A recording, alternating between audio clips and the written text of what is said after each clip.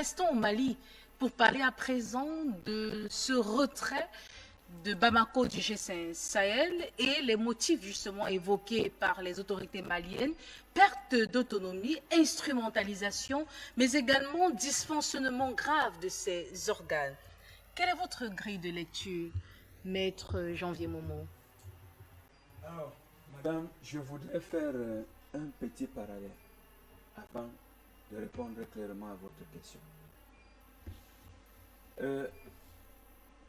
Quelques employés d'Areva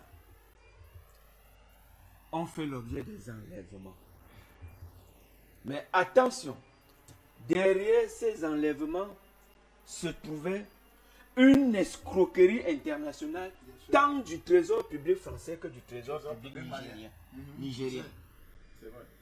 Cela a fait scandale même au niveau de l'Élysée. C'est-à-dire, pour montrer que la zone est invivable, les forces de l'homme de la France, dans un accoquinement avec Al-Qaïda au Maghreb islamique, d'Abdel Malek Droudel, Armi, ils font enlever les employés français d'Areva et ils interpellent l'Élysée et le Quai d'Orsay. Ils se réunissent, débloquent des fonds parce que immédiatement les terroristes soi-disant rapteurs passent par la chaîne Al Jazeera du Qatar pour dire qu'ils vont annoncer dans les jours à venir ce qu'ils veulent pour libérer les otages français, c'est-à-dire les employés d'Areva. Entre 2010 et 2014, Armi a empoché 75 millions de... Non, 75 millions de dollars ont été déboursés pour être remis à Armi et avoir des otages. Et qui paye en définitive cette facture? C'est le peu de pourcentage d'uranium qui échoue à la République du Niger. C'est-à-dire, on crée une insécurité et on vous la fait payer dans votre territoire. Et on gagne en déclarant la zone comme un no man's land et en appelant la force internationale. Qui est cette force internationale? Ce sont toujours vos propres soldats qui viennent. Regardez comment on manipule les peuples africains. Et vous pensez que les Africains vont continuer à gober cela d'année en année, de génération en génération? Que non. Maintenant, pour répondre clairement à votre question, mais lorsque Assimi Goïta, lorsque le Mali clare la porte du G5 Sahel, madame, c'était une insulte de trop pour le peuple malien.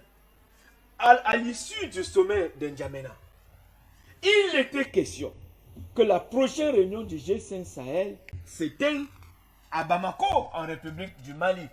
Or, silence, tous les membres du G5 Sahel sont devenus des cartes. Plus personne ne dit rien. Même celui pour qui nous avons porté l'étendard au niveau du Tchad. C'est parce que c'est à ce niveau qu'il faut poser des questions véritablement panafricanistes sur la chaîne d'Afrique Média. Ah oui. Alors, le général Mohamed Idriss Déby Itno, qui a participé à la libération du nord du Mali, avec les FATIM, les forces armées tchadiennes au Mali, les forces armées d'intervention tchadiennes au Mali. Alors, comment est-ce qu'un sommet du G5 Sahel ne parvient pas à se tenir en République du Mali? Qui sont ceux qui sont en train de pistonner de l'intérieur pour que ce sommet n'ait pas lieu au niveau du Mali? Ce sont des questions qu'il faut poser. Et c'est curieux parce que pour maîtriser, pour annihiler les efforts de souveraineté d'un État africain, mais l'impérialisme utilise d'autres États africains. Mais est-ce que vous pouvez expliquer pourquoi le sommet de G5 Sahel prévu au Mali ne parvient pas à se tenir? En début d'année, en février. Mais oui, c'est depuis février que le Mali attend cette réunion du G5 Sahel. Parce que le Mali fait partie du G5 Sahel en tant que membre fondateur du G5 Sahel, aux côtés de la Mauritanie, du Burkina Faso, de la République du Niger et de la République du Tchad. Comment est-ce qu'une... Premièrement, l'organisation a été inféodée. Lorsque vous regardez les statuts du G5 Sahel, au départ, ils ont commis la fatale erreur de tendre la main à l'international parce que l'unité, le G5 Sahel était dans ses statuts engagé dans la lutte contre la criminalité transfrontalière. C'est bien conçu Et c'est bien marqué dans des statuts du G5 Sahel. En tendant la main à l'extérieur pour des efforts, mais ils se sont accaparés le G5 Sahel. Donc, il est question aujourd'hui de continuer à s'interroger. Mais quel est le soutien, madame, que les Africains apportent à leurs frères africains qui sont en difficulté? Il faut se poser des questions. Comment les Africains au XXIe siècle continuent à constituer des fusibles de déstabilisation d'autres États africains? Mais le Mali a raison de claquer la porte, de suspendre sa participation au G5 Sahel et à la force Barkhane et à la force Takuba. Mais je pense même qu'au niveau de Bamako, on a été assez adamantine, on a été assez malléable, on a été assez gentil pour attendre de février à mai. Mais le Mali doit comprendre que la conspiration internationale a des relais africains. Le Mali a compris et la décision, elle est salvatrice. Il faut arrêter. Il faut arrêter cette participation et faire réfléchir les autres États. Je pense que ce problème, l'ambassadeur Bikoro, il n'est pas malien. C'est un problème purement africain. Je pense que l'Union africaine, si elle était une organisation purement libre de son nation, telle que pensée par les pères créateurs, dont un certain Modibo Keïta, je pense que l'Union africaine se serait attardée à cette situation parce que le G5 Sahel est une organisation africaine qui a pour parrain principal l'Union africaine. Mais si vous regardez, c'est le silence de carpe. Personne n'en parle. Pourquoi? Parce qu'il y a des pays extra-régionaux, pour reprendre les nouveaux termes de Bamako, c'est un néologisme que je viens d'apprendre. Il y a des pays extra-régionaux qui ont des relais locaux et qui sont très très intéressés par la déstabilisation du Mali. Nous lançons un signal en République du Tchad.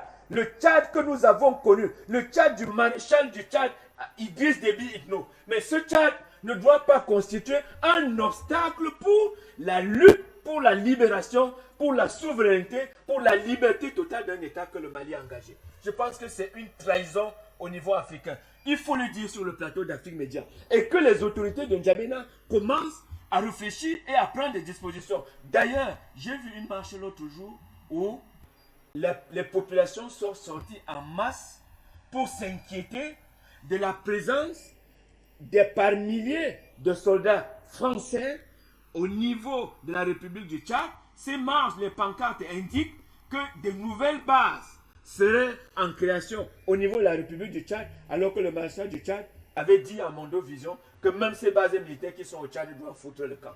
Donc, le Mali a pris la décision salvatrice, madame, en disant je suspends ma participation parce que si une organisation à laquelle le Mali a concouru à la mise en place devient une organisation dangereuse, une organisation contre les intérêts du Mali, je pense que c'est le moment de décrier et c'est le moment aussi de faire attention et de comprendre que l'ami d'hier peut devenir l'ennemi d'aujourd'hui.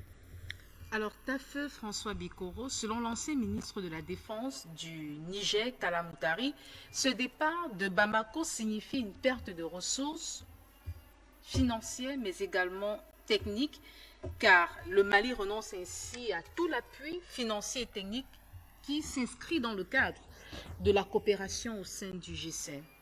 Quel est votre avis à ce sujet? Est-ce un non-lieu? Lorsque le tirailleur sénégalais, moi je suis ici pour l'histoire, les chiffres c'est la distraction. La vraie question que le Mali pose à l'Afrique et à l'Africain, comment à l'orée de 1945 jusqu'à 1960, nous avons pu acquérir nos indépendances, faire reculer l'iniquité internationale, adoucir le vol et le pillage, du fait des analphabètes et des incultes qu'on appelait tirailleurs sénégalais, qui sont allés en Europe pour apporter la puissance, la sérénité, libérer l'Europe d'une sauvagerie et d'une imbécilité entre Européens. Quand ils sont rentrés dans leur langue maternelle, ils ont dit aux Africains, le blanc vole, le blanc pille, le blanc a peur, c'est surtout ça le mot, le blanc a peur. Et je vous ai dit ici qu'à l'issue de 1945, quand ils ont changé la SDN en Organisation des Nations Unies, L'objectif était simple. Monsieur Adolf Hitler a éliminé 6 millions de juifs. Ils ne sont pas encore finis. Ça nous a engagés dans une guerre qui nous a perdu du temps pour rien. À partir de maintenant, nous ne devons plus avoir faim. Parce que c'est la famine qui nous a amené à la Deuxième Guerre mondiale. Chacun a donc pris un petit champ de cacao, un petit champ de maïs en Afrique, là où c'était facile. Donc, la question à laquelle le Mali nous interpelle, on a déjà les ingénieurs, on a déjà les docteurs, on a déjà les professeurs d'université. Quel est le problème? Pourquoi on ne veut pas entendre ce que nos parents avaient entendu et compris à l'appel du tirailleur sénégalais? Maintenant, c'est vos propres fils qui vous appellent. Convoquons notre coopération avec l'Occident. On nous a dit après les indépendances, ils ne vont pas s'en sortir. Ils nous ont donné une administration. Ils nous ont donné une éducation. Ils nous ont donné une religion. Mais ils ont gardé le plus important. L'économie, la politique et la sécurité. Comment des gens peuvent rester 60 ans avec nous? Ce qui peut nous rendre plus responsables, comme ils accusent nos chefs d'État qui ne sont pas responsables, ce qui peut faire en sorte qu'on ne meurt plus pour aller là-bas, ce qui fait en sorte qu'ils n'écrivent plus sur leur mur à rentrer chez vous, c'est effectivement l'économie. Pourquoi ils ne partagent pas l'économie avec nous? Qu'on ne vous raconte pas les histoires, le G5 Sahel n'a jamais profité d'un seul 5 francs de son économie. Si tel avait été le cas, quelle est cette permissivité avec laquelle le terrorisme organisé rentre chez eux? Allez au Mali, ma chère sœur. 60 ans de coopération avec la France. Est-ce que vous savez que le président malien et l'ensemble des ministres du Mali vivent encore dans les baraques que le colonisateur avait laissées au Mali? Quand j'entends parler de l'aide, on vous dit très bien que chaque jour qui passe dans l'insécurité de G5, chaque pays donne au moins $1 million. En termes comment? Parce qu'ils n'épuisent même plus, ils épuisent les ressources. Je vous ai dit que l'ensemble de la démocratie expérimentale que le Mali et le Niger ont connue est due au pourcentage que Areva, il dit qu'il est devenu quoi? Orano. C'est-à-dire que le pillage de leurs ressources, on leur remboursé 0,003%. Et chaque fois qu'un de ces chefs d'État disait, est-ce qu'on peut ramener ça à 0,00%? Manassar est mort. Est-ce qu'on peut ramener ça à 0,03%? Qu'est-ce qu'ils nous ont donné en héritage pour nous embrouiller? Et qui crée le problème entre la France et le Mali? C'est la politique. C'est la politique. Ils disent que pour régler tous les problèmes des Africains, comme une Ivaquine, élection. Eh bien, le Mali a fait 47 élections. Il est plus pauvre que le Cameroun qui n'en a fait que 2. Tu peux me tromper, hein? Il a commis 2 chefs d'État. Non, j'ai dit 2 élections, parce que ça n'a pas changé. C'est deux personnels qu'on a élus pour la République. Le Mali en a fait 47. Logiquement, l'arrière-petit-fils du tirailleur sénégalais pose la question. Qu'est-ce qu'il faut faire pour que le peuple malien soit... En fait, la question, c'est qu'est-ce qu'il faut faire pour que les peuples africains soient bons. Ils nous ont bassiné les oreilles qu'il faut la gouvernance. Mais ils ne vous ont pas dit que dans la gouvernance qui suppose... comment on appelle la corruption. Moi, j'étais au colloque international à Addis Abeba. Les médias africains doivent payer un impôt au peuple africain parce qu'ils ont fait tableau rasa de cette histoire. Pendant 3 jours, on est arrivé à la conclusion à Addis Abeba, sur un sommet de l'Union africaine sur la corruption, que les États africains, les intellectuels africains, qui croient qu'ils sont obligés d'avoir des doctorats de je ne sais pas quelle université, ne disent jamais aux Africains que corruption veut dire le mariage entre le corrupteur et le corrompu. Et vous savez que quand le corrompu est dans la situation du Mali, qui est la situation du Cameroun, c'est-à-dire du Camerounais, qui doivent vendre tout pour aller laver les cadavres. Il paraît maintenant que c'est pote à pote des choses que moi je n'aime pas dire publiquement. Toujours est-il que, Porte. voilà, toujours est-il que quand on fait le bilan d'une coopération, on se rend à l'évidence que les autres construisent leur croissance. Les gens ont fait une guerre mondiale. Ils disent qu'ils en ont souffert dans leur chair. Mais bon Dieu, pourquoi on a 7 pays qui ont la bombe atomique? Pourquoi les gens installent des armées dans les armées? Qu'est-ce que les bases militaires font en Afrique? Maintenant, quand les bases militaires sont en Afrique, logiquement, ça doit sécuriser les Africains. Dans notre coopération gagnant-gagnant, win-win. Mais d'où vient-il qu'un pays comme Sékou Touré et la Guinée-Conakry, en 1958, a dit non à la géante France, non au géant général de Gaulle, qui en passant était la junte militaire française. Parce que les gens, nous au moins, on a déjà été à l'école maintenant, hein. Ils nous ont dit qu'une démocratie, la démocratie malienne, n'est pas bonne. Le Drian a insulté le président Assimi Goïta. Sous le fallacieux prétexte que c'était un militaire. Nous n'avons jamais insulté le général de Gaulle. Il était un militaire au service de la France.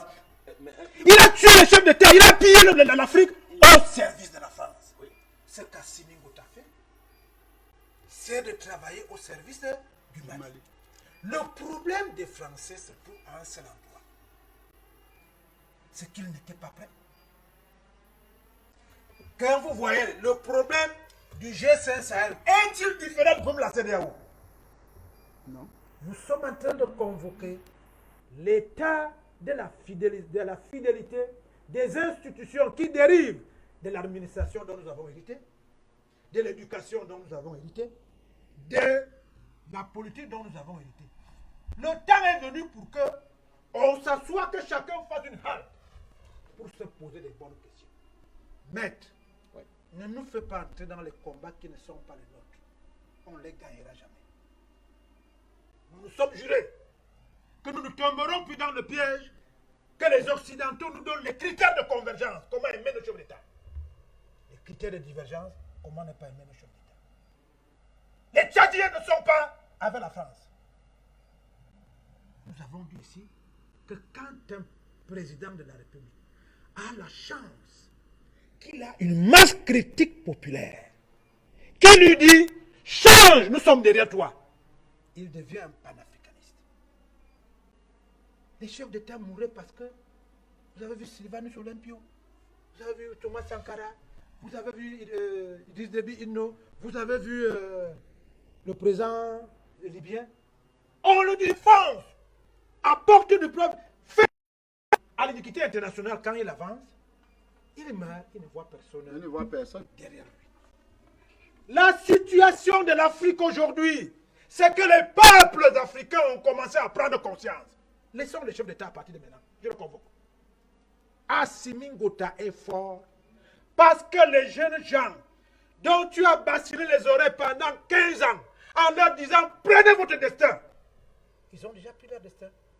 Maintenant, quand il y a quelques vérités de jeunes Tchadiens qui veulent aussi prendre leur destin, tu les ramènes encore à un chef d'État. Revenons donc, comme tu veux à tout prix qu'on parle de chef d'État. Quel est le problème du G5 Sahel? Une junte et au Tchad. Une junte et au Mali. Les gens se marrent à ce niveau-là.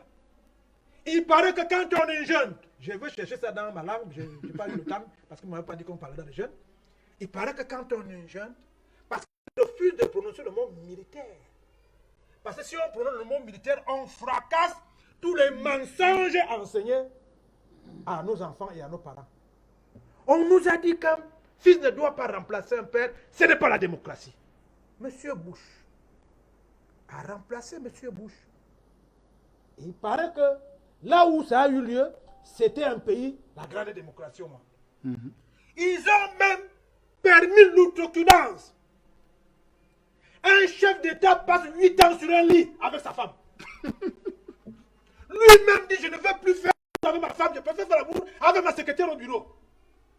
Et ils ont eu l'outrecuidance de vouloir que cette femme revienne sur le même lit pour passer 8 ans. Les Américains ont dit non. Entre nous, ça c'était dans la plus grande démocratie au monde. Ils nous ont dit Une démocratie, c'est là où on change rapidement les chefs d'État. Je vous ai dit, le Niger, le Mali sont à 47. Vous voyez que je n'arrive pas à parler de l'économie. Je vous ai dit qu'en 58, Sékou Touré a dit, je ne veux pas la France CFA. 60 ans après la phrase de Sékou Touré, comment expliquer que Guinée-Conakry mange 3 fois par jour? Le type qui a accepté le franc CFA, il a accepté la France, il a accepté la démocratie, il a accepté l'alternance. Non seulement il meurt de famine, mais plus grave, on a réduit son territoire au 1/5. La question fondamentale que le Mali pose, en fait, le Mali ne pose pas la question, il a déjà réglé le problème. Mais il vous dit, vous qui continuez à faire confiance à des gens qui disent que pour que vous mangiez, il faut les accords de partenariat économique. Ils font du blé, ils achètent le blé en Ukraine, ils achètent le blé en Russie, passent avec ça en France, tapent le cachet et viennent vous vendre le blé ici. Vous permettez aux agriculteurs de chez eux de manger. Donc le Mali nous dit, les institutions qui ont été créées, vous avez vu la CEDEAO, qui avait dit, pas de jeunes, vous ne pouvez pas entrer dans notre truc. Ils ne savaient pas que le lendemain, le Burkina Faso va suivre, ils ne savaient pas que le lendemain, tel va suivre. Donc ça, c'est fracassé. Maintenant, ils posent la question. L'institution du G5 avait été créée pour juguler la sécurité. Et je vous ai dit que le Mali est la plus grande porte d'entrée. C'est-à-dire si c'était une concession pour l'insécurité dans le G5 Sahel, le Mali, c'est le portail. Le petit bruit que les gens font là. Dans quelques jours, toutes leurs petites économies vont finir pour payer la nourriture, le vin et la boisson aux Européens qui continuent d'installer des bases militaires chez eux. C'est le vrai questionnement auquel le Mali nous convoque. Les histoires de savoir si l'argent est venu. Quelqu'un qui est affamé, on ne lui fait pas le chantage de la famine. On lui fait plutôt le chantage de la nourriture. Les Maliens ont dit à partir de maintenant, nous allons faire ce que nos grands frères du Tchad, du Nigeria et du Cameroun ont fait. C'est-à-dire là d'attendre que la communauté internationale, qui nous a dit qu'elle est super puissante, où sont les super drones? Ils sont allés vendre un drone au Nigeria. Le Nigeria, on dit, on vous donne un drone gratuitement. Le lendemain, on leur dit que bon, juste pour l'entretien, 1,2 million de dollars par jour. Le Nigeria dit, prenez votre drone, je préfère aller convoquer la force multinationale mixte, Cameroun, Tchad, Nigeria. Vous pouvez donc comprendre pourquoi le président a été assassiné. Parce qu'il remet en cause ce qui produit la croissance chez eux, le commerce de l'insécurité organisée dans les autres pays. Il est donc question de débat dans le sens qui est des enfants du Tchad, qui rejoint les enfants du Mali, les enfants du Cameroun, qui rejoint les enfants de la RCA, et ainsi de suite, pour que la génération dont nous constituons ne se trompe pas de combat. Notre combat n'est pas pendant que nous sommes en guerre, de commencer à dire que le commandant en chef a un problème. Ça va raviver l'opinion française, à qui nous sommes en train de dire que s'ils ont l'électricité aujourd'hui, s'ils ont la première puissance mondiale de ceci ou cela, c'est parce que les Africains se sont laissés piller et voler. Nous sommes là pour amener les Européens et les Africains de votre génération à se tenir main dans la main pour qu'ils comprennent mieux le problème posé par Assimi Goïta. La France lui avait dit, si tu ne veux plus de nous, dis non. Il a déjà dit non. Quel est le problème? Vous arc-boutez. C'est vous-même qui vous avez dit, vous partez. Le petit dit, bien, partez-en. Finissons par la fin, et ça c'était le meilleur. Depuis que Assimi Goïta a pris le Mali, vous avez combien de nombres d'attentats qui ont eu lieu là-bas? Mais il y a eu les attentats là où, dans d'autres pays, non? Alors l'aide qu'on dit qu'il va perdre là, ça va servir à quoi? La Russie n'est pas un pays européen. Ils nous ont dit les Européens sont les meilleurs. Nous avons donc choisi la Russie. C'est un pays européen. Hier, on a choisi la France. Hier, on a choisi l'Angleterre. Hier, on a choisi ceci. Ça a échoué. On n'a pas dit non à l'Europe. Nous prenons juste nos cousins. Ils sont dans la même concession chez eux. C'est une tribu qui s'appelle tribu européenne. On a juste pris le petit frère ou le grand frère, je ne sais pas ce que c'est. Mais il paraît que chez eux là-bas, ils sont dans une petite frustration entre eux. On veut nous faire payer le prix de la non-peur qui commence à nous habiter. C'est la première fois dans l'histoire du monde que des pays africains, sans se coaliser, disent non au Conseil de sécurité des Nations Unies, disent non aux sanctions contre le Mali. Il faut mettre ça en lettres d'or. dans l'histoire de l'Afrique. Et je vous dis que si nous tenons fort, pendant qu'ils sont concentrés en Ukraine, quand ils vont terminer là-bas, je crois que le monde aura avancé. Merci, François Koro. Monsieur Bertrand Tatinda, retrait de Bamako du G5 Sahel signifie porte d'entrée un isolement de la part du Mali. Il s'agit là du regard de certains observateurs. Partagez-vous cet avis? Non, je ne partage pas cet avis. Je partage du tout pas cet avis, madame. Je crois qu'il fallait partir du G5 Sahel. Depuis. Vous vous souvenez, il y a 4 semaines, 3 semaines, nous avons fait une émission ici sur le G5 Sahel. Autour de la présidence, parlant de la présidence tournante, Parlant où de le la Tchad présidence devait tournante. remettre justement... Nous avions fait une émission ici, et à cette émission, on débattait sur l'annonce par la hiérarchie malienne de l'arrêt de sa collaboration avec Barkhane et Takuba. Et moi, j'avais expliqué que c'est ce jour que le Mali devait partir du G5 Sahel et devait annoncer son retrait du G5 Sahel. Les relations que le Mali a avec la France, ils peuvent encore s'asseoir dans une union de coopération militaire. Ils peuvent encore s'asseoir. Je rappelle que le ministre des Affaires étrangères française appelle les responsables de la transition malienne, la junte, Des irresponsables.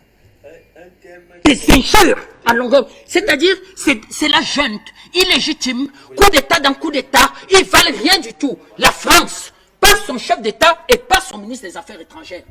Comment vous faites pour vous asseoir? Le G5 Sahel, c'est d'abord une instance politique, hein. Laissez le militaire, hein. C'est d'abord une instance politique, là. Comment vous faites pour vous asseoir et causer? Quand le G5 Sahel naît, c'était une vaste escroquerie, vraiment africaine. Je crois que, et d'ailleurs, ce jour, on avait expliqué que nous commençons à devenir la risée du monde. Le monde nous regarde, hein. En Amérique latine, vous avez un petit enfant du Guatemala, il suit les informations, on le traduit en son patron, il regarde, il dit africain, vraiment, il rit. Le G5 Sahel naît le 16 février 2014 à Nouakchott, madame. Il y a 5 chefs d'État dans la salle, il n'y a pas la France. Et vous savez pourquoi ils mettent cette alliance? Ils mettent une alliance de coordination des politiques publiques de développement et de coordination des actes sécuritaires. Donc il s'agit de mettre un ensemble économique, de dire que on met ensemble nos moyens pour les politiques publiques de développement et on met ensemble notre armée pour lutter contre les sécuritaires. L'idée était bonne. Qu'est-ce que la France va se rendre compte de quoi? La France va se rendre compte que ces 5 pays, à eux seuls, c'est 5 millions de kilomètres carrés de territoire. Et c'est des richesses à n'en plus finir. Quelques chiffres. Le Niger, c'est 1 267 000 kilomètres carrés. Le grand frère parle des mines d'Areva. Congossa dit qu'il y a au moins 50 mines, comme ce qu'Areva exploite au Niger. 1 million. Déjà, je trouve mon Cameroun très grand. Nous sommes à 475 000 km² plus la superficie de Bakassi. Déjà, je trouve le Cameroun grand. Quand vous partez de Kiossi, vous partez à Kousséri. Vous faites pratiquement une semaine de voyage pour faire les 1200 km du Cameroun en longueur. Le Niger, c'est 1 267 000 km². Le Burkina, le Mali, c'est 1 241 000 km². La Mauritanie, 1 030 km². Le Tchad, 1 284 000 km². Le petit pousset de l'histoire, c'est le Burkina Faso avec 274 000 km². Vous additionnez tout ça, vous êtes à 5 millions de km². Paris va flairer. Vous savez, madame, quand des femmes vont au marché, il existe toujours un macro, un voyou, un bandit, qui a une petite tablette et qui a 3 cartes. Une carte rouge et 2 cartes noires. Et à côté de lui, il y a des complices. Ici, là, c'est l'Union européenne, l'Allemagne, l'ONU. Et lui, il vous explique que, qu'est-ce que vous avez, madame? Moi, voilà 50 000 que je place. La dame dit, je n'ai que les 5 000 de marché. Il dit que non, posez vos 5 000 à côté de mes 50 000. Vous voyez, madame, voilà la carte rouge. Elle gagne. Si vous prenez la carte noire, elle perd. Et il pose les cartes de façon que vous voyez la carte rouge. Mais sauf que c'est un macro. Vous savez ce qu'il fait? Quand il pose la carte rouge, il glisse en fait la carte noire à la place de la carte rouge. Il vous dit, prenez l'argent, vous partez. Et vous, vous souriez, vous dites que j'ai gagné 50 000, vous prenez, c'est la noire. Il n'est plus avec vous. Vous pleurez. J'ai déjà vu des dames à Mokolo, c'est un marché de Yaoundé, pleurer à chaudes larmes. Mais qu'est-ce qui vous arrive, madame? Eh bien, il a pris mes 5 000. C'est exactement ce qu'on a fait au président du G5 Sahel. C'est une honte. Nous, on expliquait ici que vous allez dans une alliance. Quand, vous savez là où moi je veux savoir que c'est la fémania, cette histoire. Quand il va falloir mettre l'argent sur la table, ben on va faire l'audit où? À Bamako. On fait l'audit à Bamako, qu'est-ce qu'il faut? Il faut 460 millions d'euros. Notre père, on n'a pas honte de lui. Des gens ont honte de lui même en Djamena. On va venir là-dessus. Notre père, M. Déby est assis là dans la salle. Oui. Il regarde Macron, il dit, mets l'argent. Mets l'argent. Vous savez ce que Macron lui dit? Que vraiment c'est dur. Vous, pays du G5 Sahel, que chacun d'entre vous mette 10 millions d'euros sur la table. Moi, je veux monter en Europe. Je vais appeler l'Allemagne. Je vais appeler mon ami allemand. Et nous, on a un conseil franco-allemand. Je veux dire vraiment à mes frères allemands que, papa, il y a un gibier là-bas, c'est terrible. On a 5 millions de kilomètres carrés. C'est-à-dire, il y a la richesse là-bas. Trouvez 50 millions d'euros. On met rapidement. Et la France, en même temps, va promettre au président Déby que je vais donner 70 pick-up. Vous savez la valeur des 70 qui pick-up? 8 millions d'euros. Donc, la France promet, dans la salle où Déby dit, mets l'argent. Déby dit, mais, nous, on a les troupes. On a les moyens. Déby explique que je suis dans la MINUSMA, à mes frais. Déjà, chez moi, il y a des grèves. Les gens ne sont pas payés. Je suis là, j'ai des soldats là. Je suis dans la force multinationale mixte. Et tout ça à mes frais. Vous m'aviez promis l'argent, vous n'aviez rien mis. La maigre, les Issoufou ne parlent pas. Ils sont là derrière moi. Seul le président Déby parle. Pas 5 francs, les mis sur la table. La France promet 70 pick-up d'une valeur de 8 millions d'euros et explique qu'elle ira au Conseil européen et tirer l'Allemagne pour poser 50 millions d'euros et demande aux pays africains de mettre 10 millions d'euros. Il reste 300 millions d'euros dans cette histoire. Mais j'ai crié que, la fémania, excusez-moi pour ceux qui ne sont pas camerounais, c'est une escroquerie à l'échelle internationale que nous appelons dans notre Cameroun la fémania. Mais c'était une idiotie. Et la force est mise sur pied en 2014. On vient discuter des questions d'argent en 2017. 3 ans après, les terroristes attendaient. Pendant ce temps, ils s'égorgeaient. Paris activait ses amis du MNN là. Paris activait ses djihadistes. Paris faisait le chantage. Washington est même entré dans l'affaire et dit que papa, acceptez-moi Afrique comme là. Vraiment, vos histoires là vont finir. Et Créer des nouvelles Katiba. de nouvelles brigades. De nouvelles brigades. Pour augmenter l'insécurité. Au moment où, je vous coupe, au moment où le G5 Sahel attend de l'argent, et Paris écrit une requête, il faut obtenir une résolution pour aller aux Nations Unies. Contribution. Et le complice du tricateur, c'est-à-dire le bandit qui arrache l'argent de marché de la dame, l'ONU. Vous savez ce que l'ONU fait, madame, quand Paris arrive là-bas? L'ONU dit, oh, c'est bien, hein, cette histoire est bien. L'ONU ne donne ni mandat, ni 5 francs. Bien. Et Déby dit que, mais, voilà le piège. Donc, si mes soldats s'engagent dans cette histoire-ci et tuent les djihadistes de Paris, Paris va dire, crime contre l'humanité. Oui. Les soldats tchadiens ont tué les civils. Et c'est le patron de l'armée qui doit répondre. Voilà Déby à la CPI. C'est quelle fémania ça? Africaine, vraiment, c'est un problème, ça devient un problème. Oui. Vous avez vu dans quel continent dans le monde la France a fait ça? Regardez, c'est pas la fémania. L'ONU ne va donner aucun mandat. Pendant ce temps, l'ONU donne 1 milliard d'euros à la MINUSMA. Le milliard d'euros, les soldats tchadiens ne voient pas 5 francs. C'est géré par les patrons de la MINUSMA. Les soldats tchadiens qui sont engagés, ils ne voient pas 5 francs. C'est géré par les patrons de la MINUSMA. Et l'ONU bricole un mandat d'observation, ne donne pas de mandat offensif. Mais voilà ce qui s'est passé. Claire. Ça n'a jamais existé. Jamais. On va les trimballer à Paris. On ira même faire ce qu'on va appeler une conférence des donateurs à Bruxelles. Ils vont venir promettre. Et vous savez comment ils promettent? Ils promettent janvier et disent qu'on promet les dons. Oui. Signer les contrats. Oui. Donc Areva, pendant qu'on fait la réunion des donateurs à Bruxelles, les Bolloré, les gros patrons sont assis derrière. Oui. Ils font les mines. Oui. C'est quoi cette histoire? Donc nous en appelons à cette émission au Burkina Faso demain. C'est-à-dire si demain le Burkina Faso n'annonce pas son retrait, de sortir. Je ne parle pas du Niger.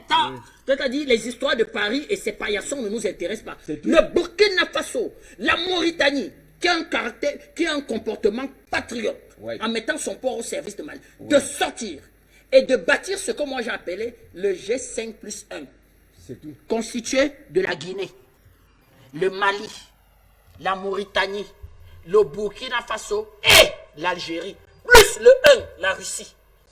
Voilà l'alliance, madame. C'est tout. Parce que dans une histoire comme ça, Poutine peut dire que je prends 2 jours de mes recettes de gaz. Je peux vous aider. Je mens. 2 jours. Il dit que il appelle Gazprom là. Il dit que c'est comment les comptes là. Gazprom dit patron. Il dit compte 2 jours de recettes. Je finance une histoire intéressante. En rouble ou en dollar? Et là, c'est justement ce que la France ne veut pas. Parce que immédiatement, Poutine s'installe dans un territoire de 5 millions de kilomètres carrés, sachant que Poutine a des partenaires, le gros Nigeria et le Cameroun. C'est ce que nous demandons. Voilà l'alliance qui peut lutter contre le... Vous demandez aux terroristes d'arrêter le terrorisme. Qu'est-ce qui arrive africain? Quand je vous raconte l'histoire, qui est le bandit, qui est le terroriste? Ce n'est pas celui, le voyou n'est pas celui qui arrache les 5000. On a miroité comme ça, on a miroité, où est l'argent? Quand le débit va s'énerver, on ira à Pau. Il y aura la conférence de Pau où Macron va dire que venez ici me dire si vous voulez que je reste avec vous. Venez. Ils vont partir. Nous on va crier ici que mais, ils vont partir. Ce sont nos papas, on accepte. Vous savez ce que la France va promettre là-bas?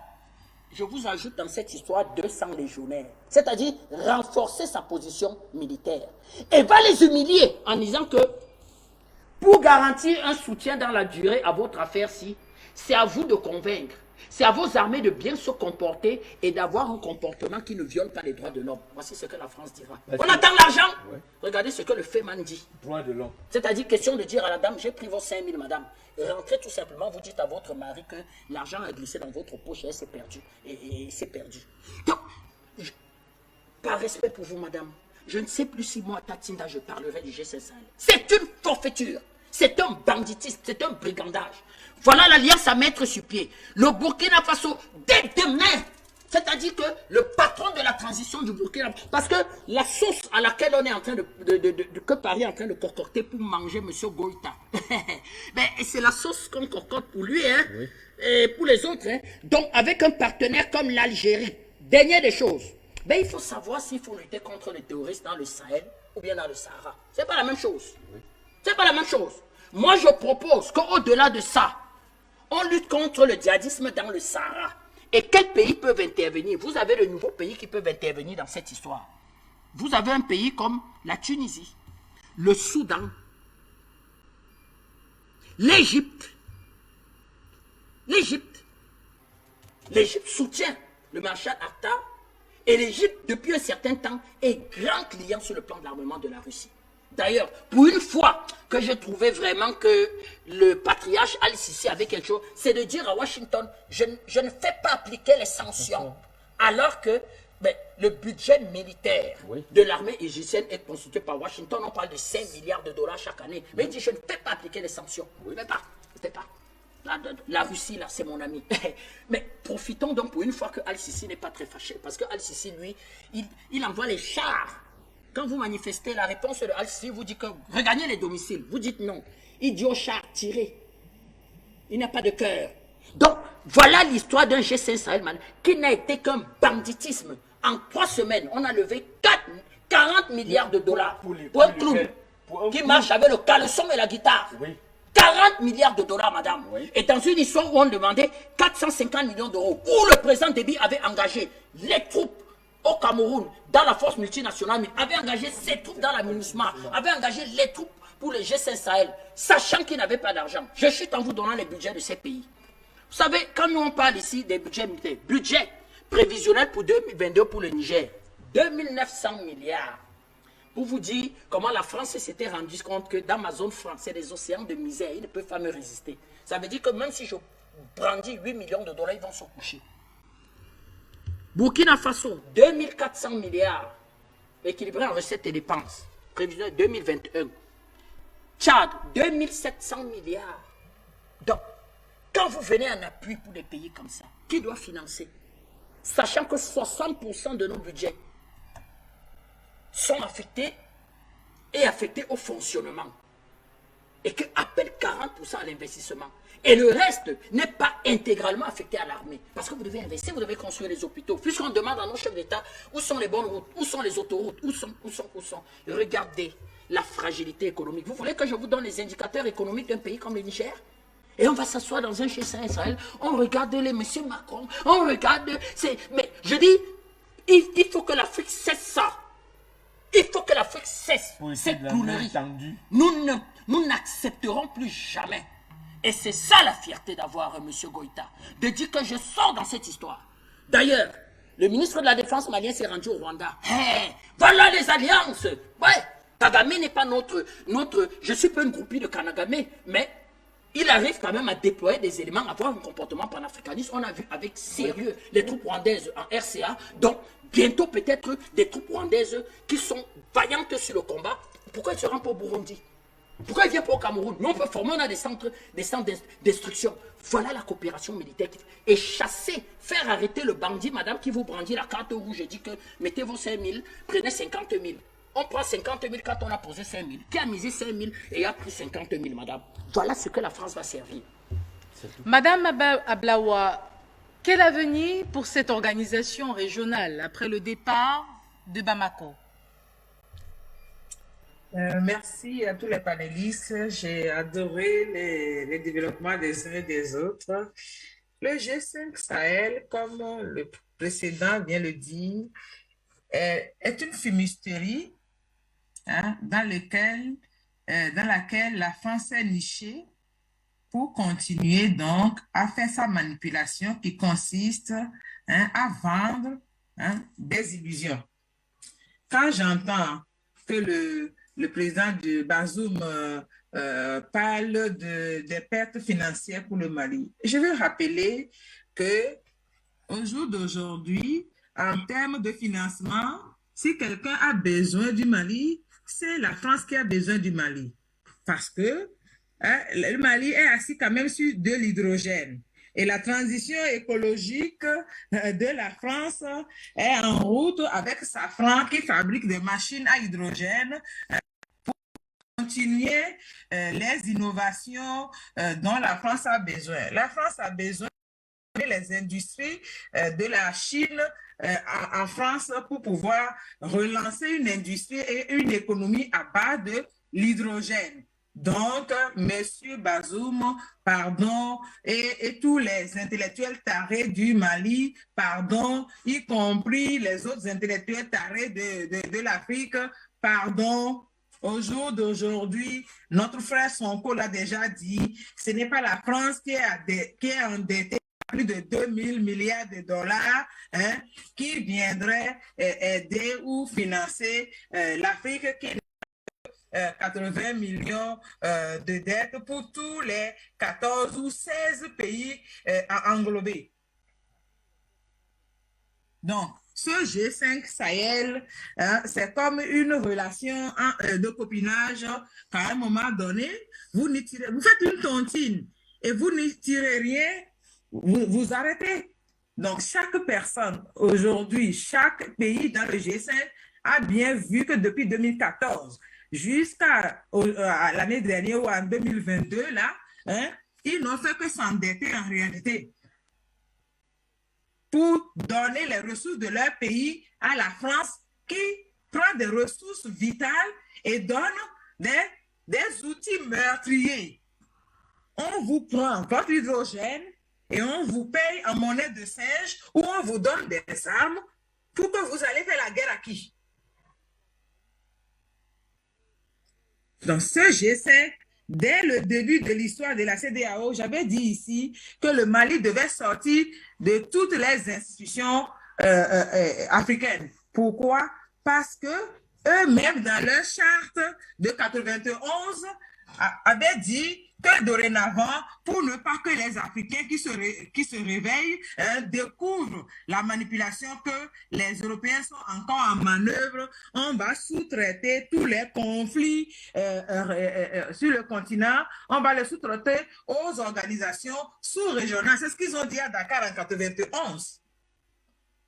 Donc, les organisations sous-régionales ne sont pas des organisations africaines.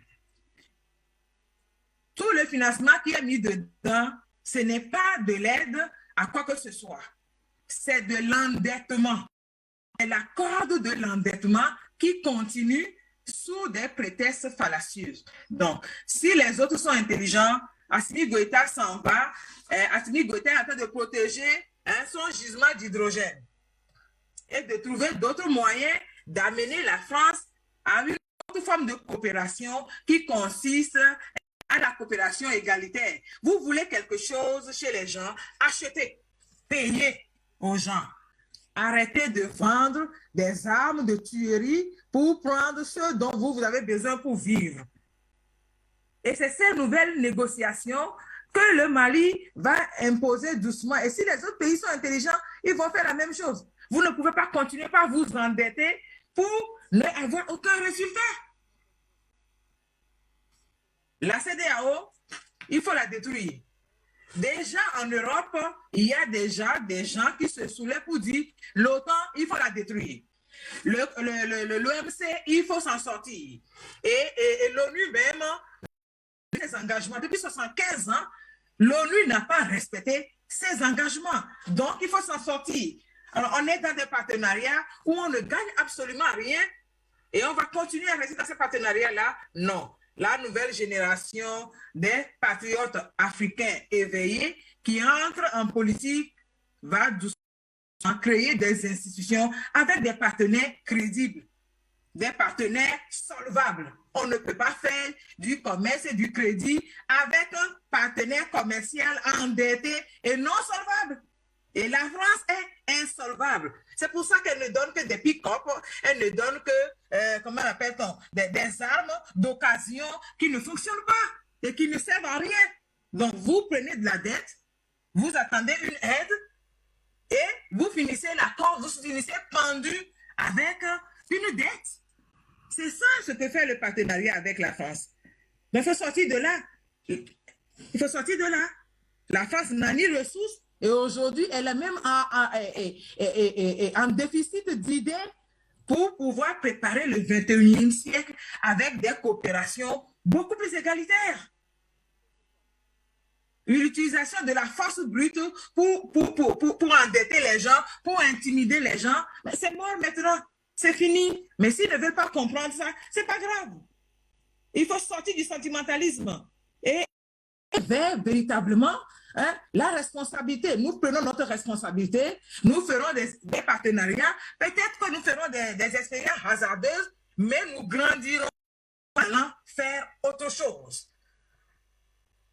Le G5, pour moi, la CEDEAO aussi, l'ONU aussi, puisque les engagements de l'ONU, y compris l'OUA, les organisations de l'organisation africaine là, qui est devenue UA, elle n'a pas tenu ses engagements. Au jour d'aujourd'hui, elle n'a même pas une force continentale coalisée et outillée pour pouvoir défendre la souveraineté des pays. Qu'est-ce qu'on peut attendre à nouveau? Absolument rien. Donc, Assimi Goïta, bravo. Et les autorités maliennes, courage, la nouvelle génération est derrière vous. Assimi Goïta ne craint rien. Tu ne tomberas pas. Si tu tombes, eh bien, les ambassadeurs français et les proconsuls français et toutes les sociétés françaises d'Afrique, comme l'avait prédit Houphouët-Boigny, souffriront en Afrique. Parce que notre génération a décidé de faire son combat. Nous ne sommes pas la génération de nos parents. Nous ne sommes pas la génération de nos grands-parents. Nous sommes une génération qui a été à l'école. Nous comprenons les choses. Nous avons ouvert les yeux. Nos parents ne savaient pas que nos sous-sols étaient remplis de quelque chose. Nous savons aujourd'hui et nous voulons pouvoir en profiter comme nous voulons et vendre à qui nous voulons. C'est très simple pour moi et c'est simple pour la nouvelle génération des patriotes conscients, éveillés, déterminés et complètement décomplexés. Le G5, c'est mort. Voilà ce que je peux en dire et ce que je ressens profondément en moi. Et je pense que ce que je ressens est partagé un peu partout comme une onde au sein de notre génération. Nous allons créer d'autres institutions. Nous allons avoir d'autres dirigeants. Et nous allons aller vers la renaissance de l'Afrique coûte que coûte. Quoi que cela en coûte. Avant de remettre la parole à M. André Christophe Fanga en un mot. Non, maintenant on va faire la parade sur la... Parce que la jeune fille vient de dire renaissance. Betra Tachinda, il y a combien de pays au G5 Sahel? Cite-les. Maintenant il faut aider les Maliens. Cite-moi les pays du G5 Sahel. Parce qu'il paraît qu'ils donnent une aide à quelque chose là pour qu'on sache qui peut donner l'aide à qui. Vous savez que je déteste le mot là. Je cite Non, cite, ils sont 5. Voilà. Mauritanie, Non, allons doucement. Niger. Le Niger, dans l'indice de pauvreté au monde, est l'avant-dernier. Continuons. Mauritanie. Mauritanie, divisée en 4 entre les racistes, les machins, trucs, refusés par l'Égypte qui disait que ne sait pas quelle est sa posture. Allons-y. Tchad. Le Tchad, sur la moitié de tout son flanc, avait été sécurisé de 90 jusqu'à l'assassinat de Maréchal Déby. Le Tchad a face à lui le Soudan. Le Tchad a face à lui la Libye. Le Tchad a face à lui le G5 Sahel, face à lui Boko Haram. Et le Tchad, depuis pratiquement 15 ans aujourd'hui, demande qu'on applique la clause des Nations Unies qui prédispose que notre pays ne doit pas aller aider un autre pays. Et quand les pays s'engagent, qu'on remette l'argent à ceux qui se sont engagés.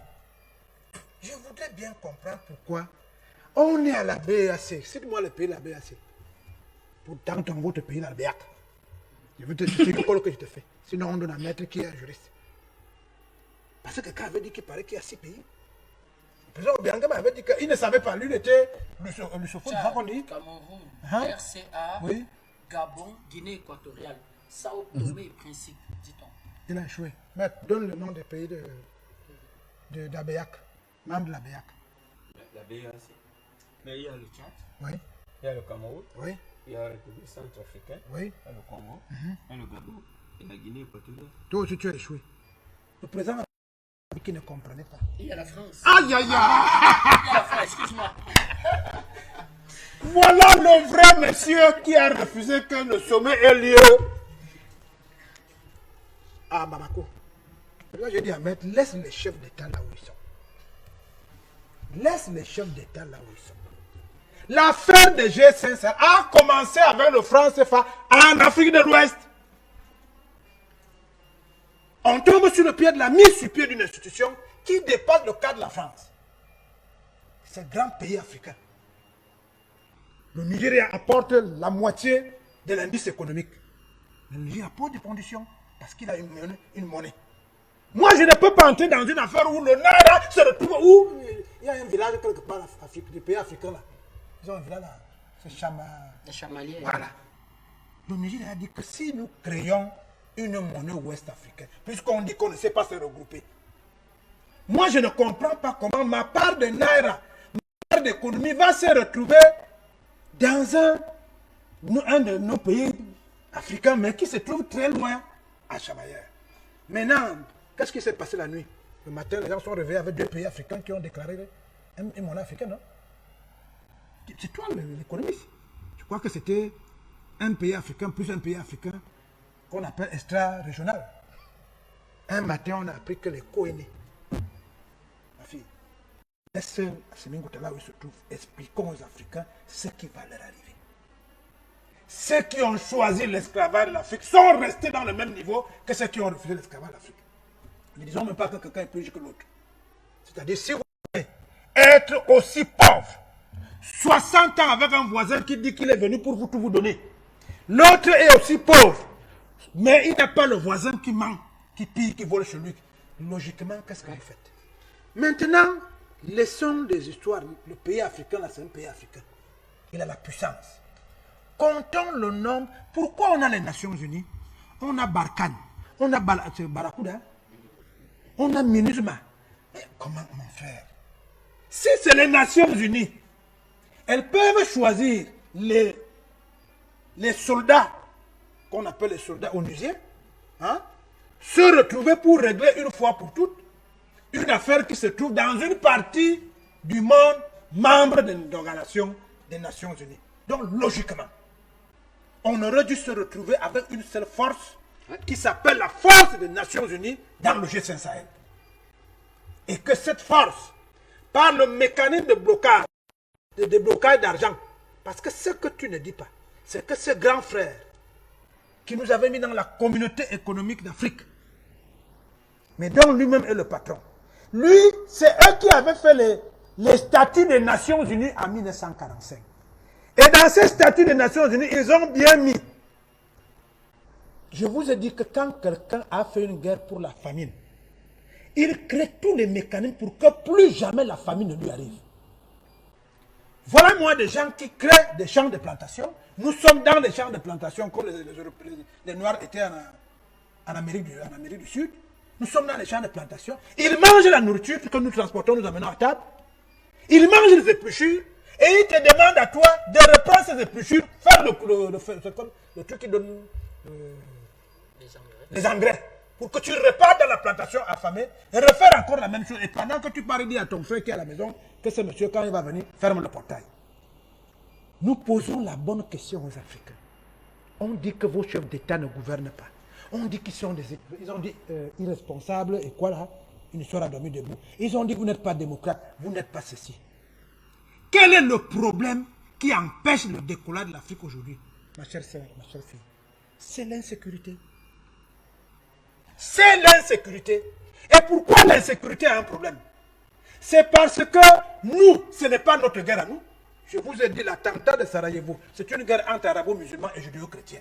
C'est elle qui se prolonge entre judéo et chrétiens en 39-45. Au départ, c'était arabo-musulmans, judéo-chrétiens. Maintenant, c'est judéo contre chrétiens en 1945. Ce qui s'est passé maintenant, si on y prend garde, c'est que nous allons nous retrouver à la situation de 39-45 où les gens se querellent parce qu'on a mal partagé le nourriture sur la table et c'est nous qui venons tout régler. Est-ce qu'il n'est pas temps que nous mettions tous nos efforts dans la sécurisation et la sécurité de nos peuples? Quand je vois comment les peuples les plus à même d'être serrés aujourd'hui, c'est toi l'économie, ce n'est pas ceux qui ont la bombe atomique, ce n'est pas ceux qui ont le nucléaire, le petit qui met souvent la main dans la poche pour parler aux Américains là. Hein? Le Coréen. Le Coréen. Pourquoi nous, on nous demande de produire des guerres psychologiques qu'on appelle élections, des guerres psychologiques qu'on appelle ceci, et quelqu'un dit quand vous êtes je vous apporte l'armement.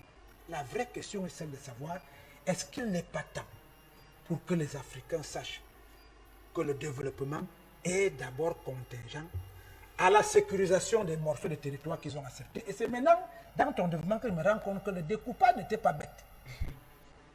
Parce que quand je vois le Togoland, qu'on appelle Ghana, il n'y a rien. C'est un petit truc qui entre comme ça. Mais partout, il y avait, on peut les compter, République démocratique du Congo, quart de continent africain. Donc les gars ont sécurisé les partis et ce n'est pas, c'est un pays failli.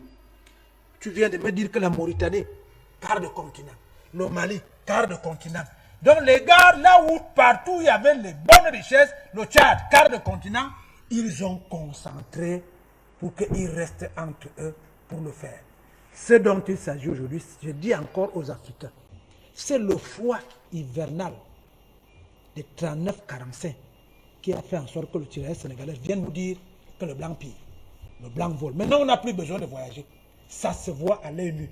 Vous, jeunes Africains, vous disiez à l'époque que vos chefs d'État ne sont pas courageux. Mais pourquoi courageux? On ne vous sent pas quelque part. Après, vous avez dit qu'il faut que les autres jeunes suivent. Mais les jeunes du Tchad viennent de suivre les jeunes de Burkina Faso ont suivi. Je pense donc à mon humble avis qu'il appartient non à la responsabilité de chacun d'entre nous. Partout où vous partez, vous dites je suis malien. L'affaire qui se passe au Mali, c'est l'affaire des Africains. Et notre sœur a dit tout à l'heure, en conclusion, tout ce que les Occidentaux nous ont montré comme la voie à suivre pour sortir du sous-développement est une fumisterie. L'ONU est une fumisterie. L'Organisation de l'Unité africaine, calquée sur la balle l'ONU, quelqu'un a dit tout à l'heure que l'Union africaine doit prendre position. Citez-moi un seul pays au monde où tout un continent a une seule organisation.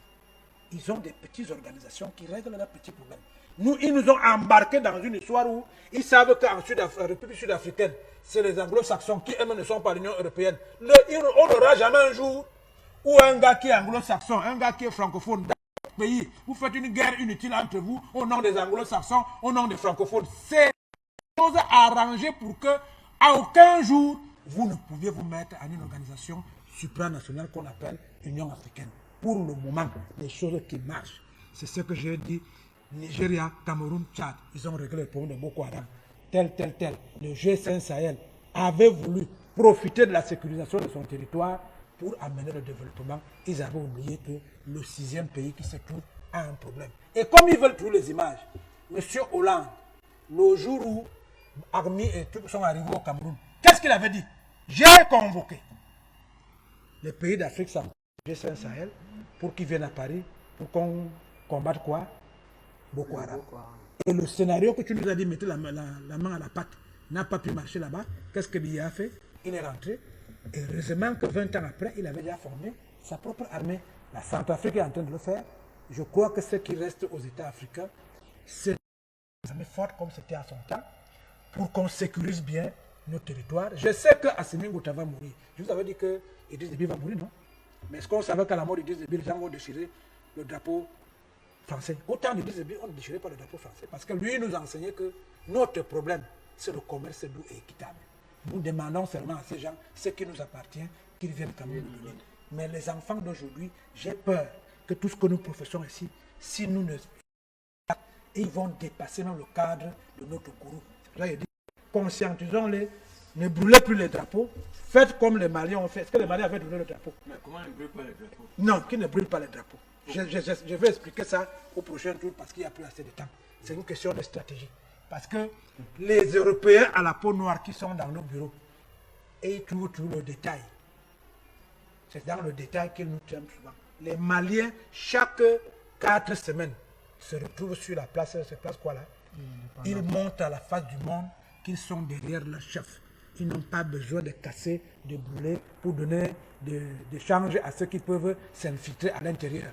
Nous faisons maintenant une guerre de communication, une guerre psychologique. C'est sur cette base-là que les enfants qui sont en France, les enfants qui sont en Italie, les enfants qui sont aux États-Unis, qu'on ne leur explique pas que le drapeau que vous voyez brûler là, c'est comme le Al-Qaïda avait brûlé le drapeau, je crois que c'était Osama Ben Laden. Merci, Tafeu. C'est comme ça qu'ils veulent expliquer. Nous, on préfère qu'ils sachent que nous disons simplement qu'à partir de maintenant, il faut faire le commerce doux et équitable. Merci, Tafeu François Bikero, pour cette intervention. Monsieur André Christelle Fanga, hier, Takuba, Barkhane, aujourd'hui, le départ de Bamako du G5 Sahel. Le Mali est-il en train de réaffirmer sa souveraineté aux yeux de l'opinion internationale? En quelques mots. Mais je crois que le Mali est dans une option qui est claire. On est un pays souverain, nous assumons notre souveraineté et nous allons continuer à l'assumer. Parce qu'en réalité, nous ne sommes pas dans une situation où on négocie.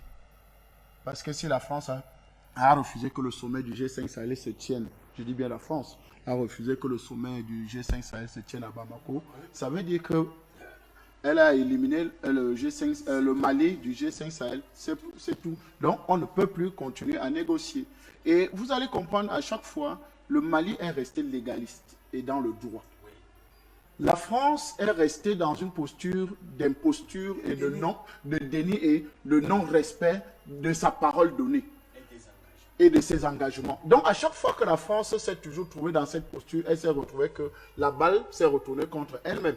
Aujourd'hui, la France a mauvaise politique dans son précaré apporte sa chute. C'est aussi simple que ça. Et nous ne pouvons qu'être fiers parce que nous avons dit à la France hier, s'il vous plaît, asseyons-nous sur la table, négocions, parlons. la RCA a trouvé que, bon, ok, comme nous on parle du franc CFA, vous ne voulez pas nous donner, nous on va à la crypto-monnaie. Appuyez vos leviers de oh, machin, de la BR là-bas, machin et tout, on esquive ça.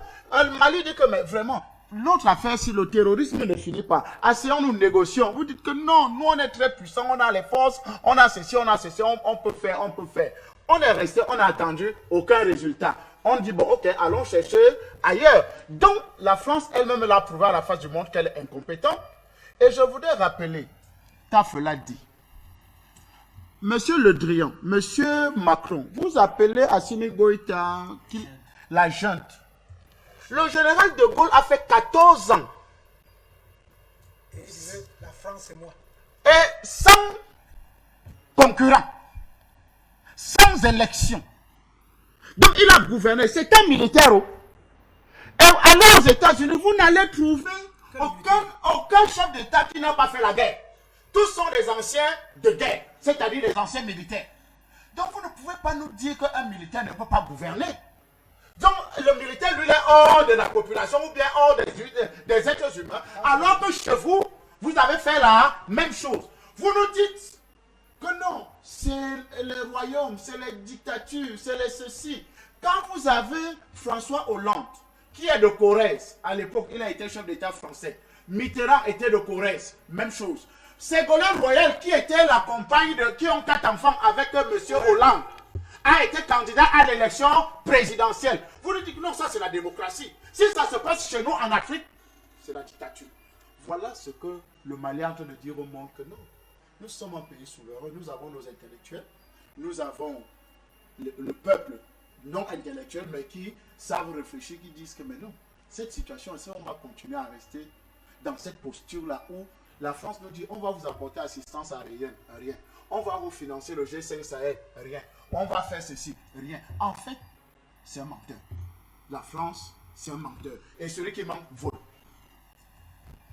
Merci pour cette intervention.